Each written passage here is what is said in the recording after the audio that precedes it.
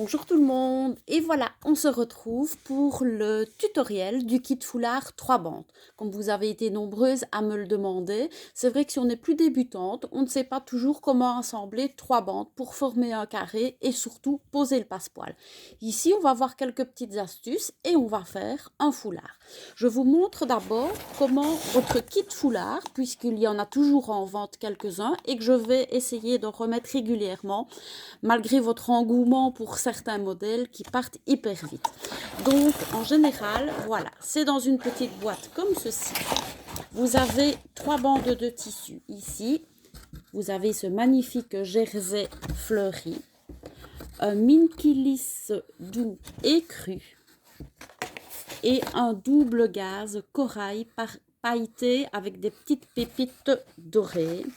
Vous avez 1,50 m de passepoil bleu marine lurex et 1,50 m de passepoil doré. On va commencer par mettre le passepoil. Donc le but évidemment pour ce foulard-ci est d'avoir un carré, d'obtenir avec les 3 bandes un carré d'1,40 m sur 1,40 m. Donc vous avez les 3 bandes. Les unes à côté des autres. Sachez juste que la bande du milieu, c'est la bande que vous allez avoir contre votre cou et qui va se voir le moins, puisque c'est les pointes qui se voient le plus. Donc ici, je vais choisir de mettre mon minky au milieu, puisqu'il est tout doux et un petit peu plus chaud. Je vais d'abord mettre les 2 passepoils sur le minky. Je vous montre ça tout de suite. Me voici installée. Donc, vous allez mettre votre passepoil. Voilà votre bande. D'accord? Donc, ça, c'est votre bande de votre foulard. Voilà, sur sa hauteur. Vous prenez un des 2 passepoils, peu importe, hein, puisque de toute façon, il y aura un passepoil de chaque côté. Alors, vous prenez votre passepoil et vous le mettez, voilà, comme ceci. C'est ici, donc, le bord sur votre grande longueur. Vous mettez votre passepoil à peu près, voyez, 2-3 mm au-dessus, donc vous aurez une couture d'à peu près 1 cm. Le passepoil, c'est quoi? C'est un biais, en fait, dans lequel, soit la firme, soit vous pouvez faire votre passepoil vous-même, mais c'est encore un petit peu plus compliqué. Ils ont introduit donc un petit cordon dedans, et le but est de venir piquer ici, contre le petit cordon, pour que quand la couture sera faite, on ne voit dépasser que ce petit cordon enroulé dans votre biais de lurex ici en tout cas. Donc vous allez le placer, vous pouvez mettre des petites épingles, des petites pinces, comme vous voulez, sur toute la longueur de votre minky lisse et cru, ici, donc dans votre bande du milieu, je vais dire ça comme ça. N'hésitez pas à faire dépasser un petit peu ici, parce que de toute manière, dans les kits, je mets 1,50 m, alors que la bande fait 1,40 m.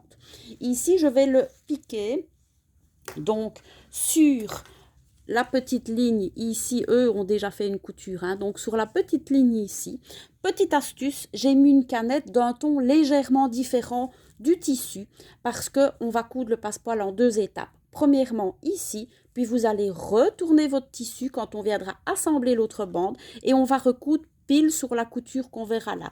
Alors si vous mettez évidemment une canette écrue comme le tissu, vous aurez un peu plus de mal à reconnaître la couture. Moi ici, j'ai mis un fil légèrement tranchant, ne mettez pas un noir hein, évidemment, mais légèrement tranchant pour avoir plus facile le recoudre de l'autre côté.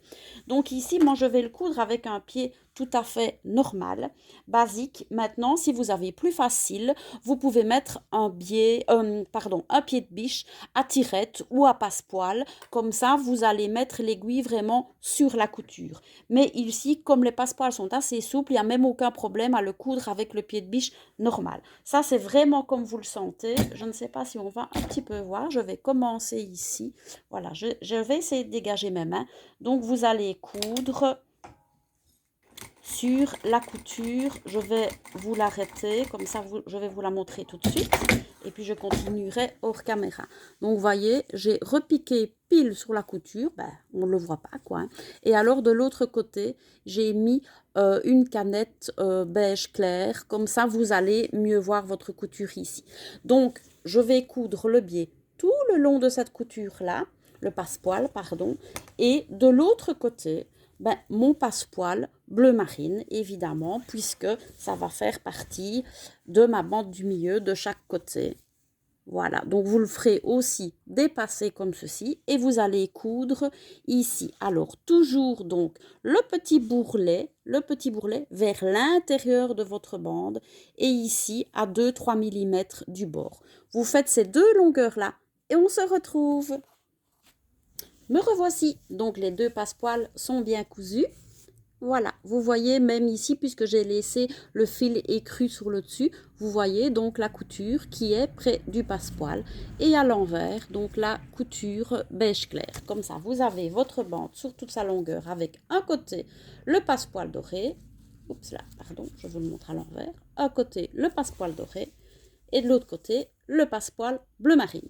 Alors, vous allez choisir après lequel vous allez mettre au doré, peu importe, hein. Ça n'a pas d'importance, tout va bien quand ce sera mixé.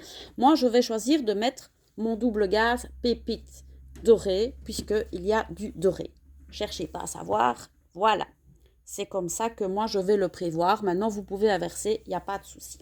Donc, vous allez ouvrir votre bande, qui fait donc 47 cm et demi sur 1,40 m, et vous allez endroit sur endroit l'épingler ou la pincer. Donc, vous partez du bord du tissu sur le bord du tissu. Et donc, l'endroit est là. Vous mettez endroit sur endroit. Vous allez mettre des petites pinces tout le long pour que ce soit bord à bord. Voilà. Tout le long comme ceci. Hein. Vous allez pincer ou épingler. Et puis, quand vous allez le travailler, vous allez le retourner, le mettre de ce côté-ci, démarrer votre couture. Elle est de l'autre côté, moi. Et vous allez repiquer sur votre couture que vous voyez ici. Comme ça, votre passepoil, ça vraiment bien coincé, comme ceci. Et on ne verra que le petit bourrelet qui dépasse. Je fais cette piqûre-là, je vous montre. Et vous devrez faire exactement la même chose avec le jersey et le bleu marine. On se retrouve tout de suite. Voilà, me revoici après la piqûre du passepoil. Donc, vous voyez, comme ça a été repiqué donc endroit sur endroit, vous avez votre passepoil d'un côté où vous ne voyez qu'une couture, c'est normal. L'autre côté, vous voyez, vous en voyez deux. Évidemment, il y a une claire et une foncée, vu que j'ai laissé la canette contrastante exprès pour bien voir. Donc, vous avez vraiment votre passepoil qui est coincé entre les deux coutures et ça vous donne ceci. Donc, c'est nickel. Juste de quoi décorer votre foulard, c'est génial. J'ai déjà épinglé l'autre côté, endroit sur endroit, donc avec le jersey ici. Donc vous avez bien votre piqûre que vous voyez, le jersey de l'autre côté, et vous allez donc piquer sur cette ligne-là pour qu'apparaisse juste le petit bourrelet de votre passepoil bleu marine brillant. Ça va être top génial. Tout tombe normalement pile poil puisque toutes les bandes sont recoupées pareil. Il y aura juste quand vous aurez fini d'assembler grâce à ce dernier passepoil à recouper tous les passepoils qui dépassent et vous obtiendrez un carré d'1,40 m sur 1,40 m et je vais vous montrer comment on le replie sur la pointe, comment on fait la couture, comment on le retourne et il est fini. Le plus dur est fait.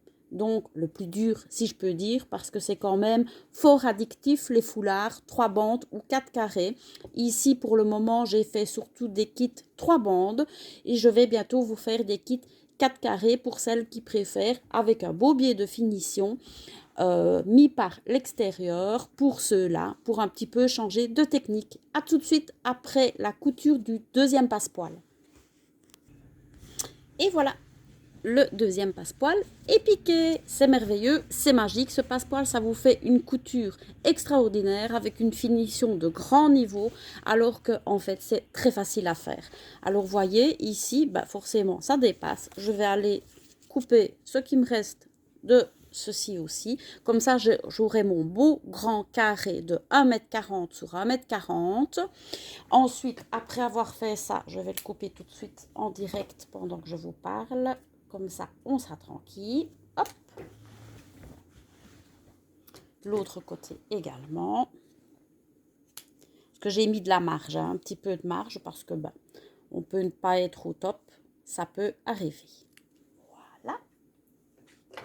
Alors, vous allez, hop, je vais me lever, vous allez obtenir donc un grand carré d'1,40 m sur 1,40 m et vous allez le replier sur sa pointe. Alors, peu importe que vous repliez sur cette pointe-là ou que vous fassiez l'inverse, ça revient au même. Vous aurez un devant une fois ceci et l'autre fois cela. Donc, la bande et les bandes extérieures sont suivant comme vous allez mettre le foulard sur vous, ici devant.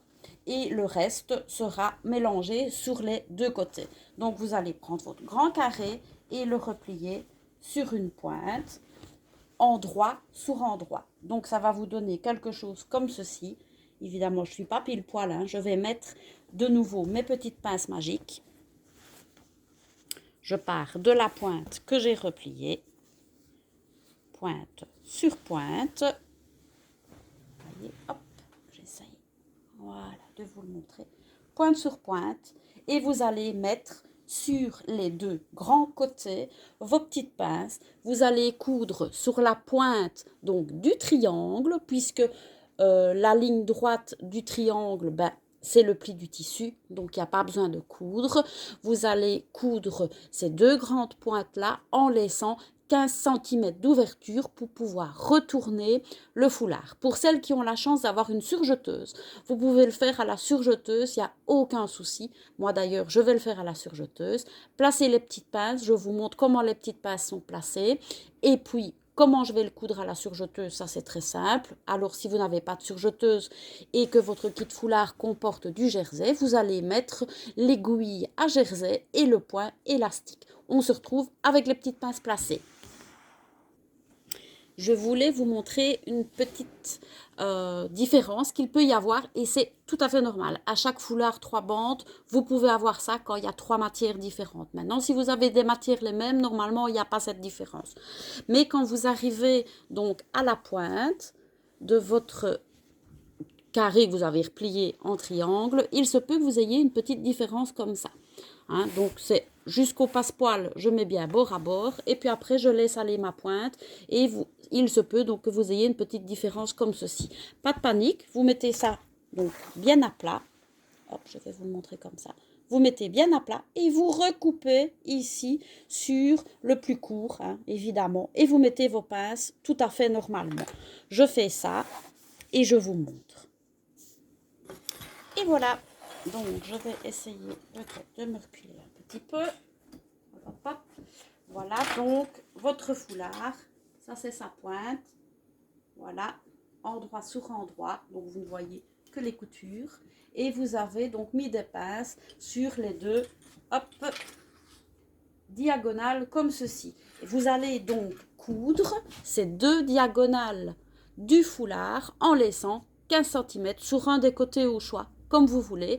Alors, vous le terminerez soit avec un petit point invisible à la main, soit avec une belle petite surpiqûre tout autour. Moi, j'ai décidé de le terminer avec une petite surpiqûre tout autour. Et pour ça, après l'avoir retourné, il faudra bien le repasser. Je vous montrerai ça aussi. À tout de suite. Me voici. Donc, j'ai fait la couture à la surjeteuse. Évidemment, comme j'ai la chance d'en avoir une. Donc, tout autour, sauf... Hop, j'enlève ma petite pince sur 10-15 cm, donc le trou par lequel je vais retourner le foulard. Donc vous allez, si vous l'avez fait à la surjeteuse, il n'y a pas trop besoin d'évider les coins, il n'y a aucun problème. La surjeteuse fait une petite piqûre qui ne se voit pas. Donc il n'y a pas de problème pour les coins. Je vais juste couper le fil ici à mon coin. Par contre, si vous l'avez fait à la machine et que vous avez fait une couture d'1 cm, n'oubliez pas de bien vider les coins. Vous allez retourner notre foulard, on va l'appeler notre foulard magique, parce que c'est maintenant que vous allez voir tout votre beau travail.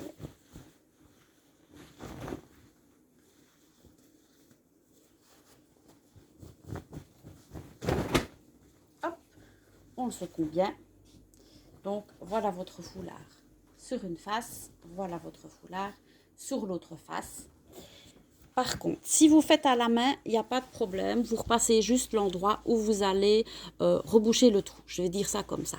Par contre, si vous avez décidé de faire une petite surpiqûre à la machine, donc bien faire ressortir les coins ici, vous pouvez toujours utiliser une petite épingle pour faire ressortir le petit coin de devant, comme ça il est bien ressorti. Et moi, je vais aller repasser tout autour parce que, vous voyez, votre couture, ben, elle se met une fois d'un côté, une fois de l'autre. Et de toute manière, même si vous le cachez à la main, vous pouvez de toute façon la repasser en la faisant bien tourner entre vos doigts comme ceci pour qu'elle soit bien à plat.